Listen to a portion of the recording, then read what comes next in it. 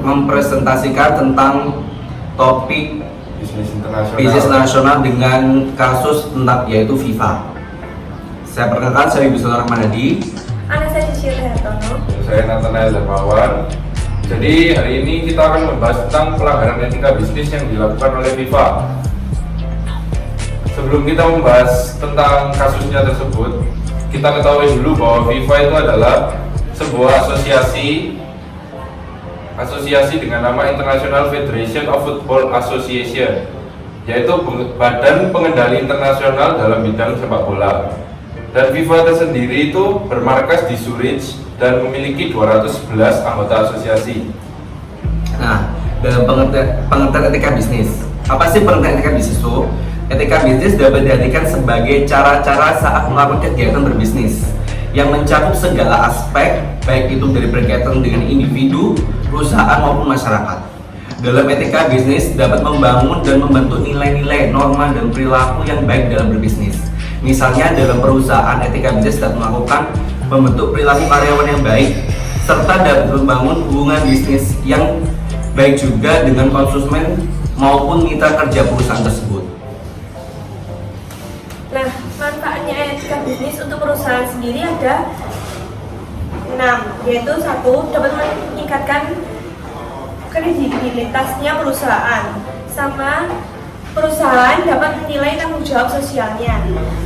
3. Dapat menyediakan perusahaan atau dunia bisnis untuk mengatur dirinya sendiri atau perusahaannya sendiri. Dapat meningkatkan daya saing perusahaan, dapat membuat citra perusahaan lebih baik lagi, dapat membangun kepercayaan pada investor untuk perusahaan kita. Lalu untuk etika bisnis itu ada prinsip-prinsipnya. Ada 4 prinsip, yaitu sifat jujur saat berkomunikasi dan bersikap. Yang kedua, menepati janji dan komitmen yang sudah disepakati. Yang ketiga, mempunyai integritas dan keempat, memiliki loyalitas. Nah, unsur analisis SWOT adalah ada 4. Nah, SWOT ada 4. 1. Strength, weakness, opportunities, sampai threat. Nah, untuk saya sendiri adalah eksternal, didukung oleh banyak sponsor dan negara pembuat FIFA tidak hanya sekedar organisasi internasional, akan tetapi FIFA seperti negara yang berdaulat. Internal sendiri, FIFA memiliki banyak anggota, lebih dari 60 asosiasi diterima sebagai anggota. FIFA mendukung asosiasi finansial dan logistik melalui berbagai program dan memberikan mereka sejumlah hak dan keistimewaan yang menarik. Weakness eksternalnya adalah lemahnya akuntabilitas dan transparansi, sehingga korupsi yang sistematis dan mengakar bertahun-tahun menyebabkan pemerintah mengambil alih struktur dari organisasi FIFA. Internalnya, FIFA sebagai organisasi yang punya kelemahan akuntabilitas dan transparansi, sehingga korupsi yang sistematis dan mengikat bertahun-tahun tersimpan rapi dan tidak terungkap. Korupsi karena tidak ada lembaga yang mengawasi dan selalu menghindari untuk diawasi. Lalu yang ketiga, opportunities. Untuk faktor eksternalnya, dengan adanya organisasi FIFA yang mengatur potensi dari pemainnya, pastinya kedepannya FIFA akan menjadi organisasi yang lebih besar lagi. Dan untuk yang internalnya, FIFA itu pemimpin organisasi sepak bola di seluruh dunia, meraup pendapatan miliaran dolar setiap 4 tahun dari Piala Dunia. Sementara negara yang menjadi tuan rumah turnamen ini membayar sebesar 10 miliar US dollar atau 140 triliun, bahkan bisa lebih. Nah, untuk threat sendiri, eksternalnya ialah ancaman eksternal langsung pada FIFA, ada pemerintahnya sendiri.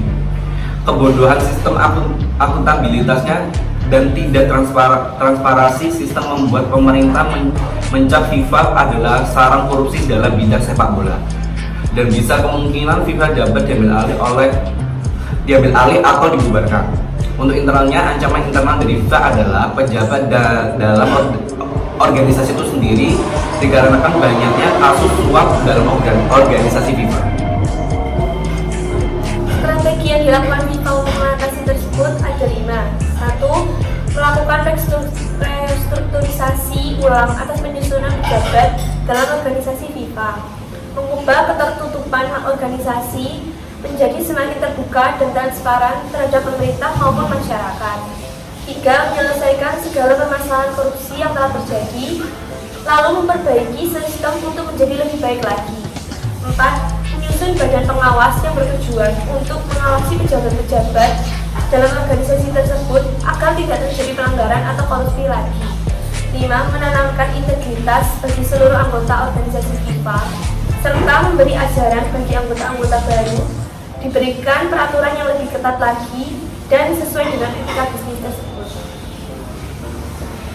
Dan untuk kesimpulannya, di masa sekarang ini sifat-sifat yang tidak pernah puas itu semua dimiliki oleh manusia. Contohnya, banyak petinggi FIFA yang mendapatkan hukuman karena kasus suap. Di lain sisi pihak yang memberikan suap ingin mendapatkan timbal balik agar usaha mereka dapat tercapai, walaupun mereka sendiri juga sadar bahwa cara yang mereka ambil tersebut itu salah. Dan akhirnya mereka mendapatkan balasan dari pihak hukum. Kita tahu bahwa banyak negara yang akan melakukan apa saja agar bisa memenangkan pemilihan tuan rumah untuk Piala Dunia. Dan negara yang terpilih akan mendapatkan banyak keuntungan seperti dapat memperkenalkan negara mereka ke dunia dan banyaknya tambahan visa dari berbagai turis di seluruh dunia yang akan menonton langsung ke negara mereka. Dengan kejadian ini diharapkan petinggi FIFA yang baru sadar akan pentingnya transparansi dalam pemilihan yang akan datang. Nah, cukup sekian dari presentasi kami. Jika teman-teman ingin mengajukan pertanyaan, silakan komen di bawah sini. Jadi, thank you, bye-bye.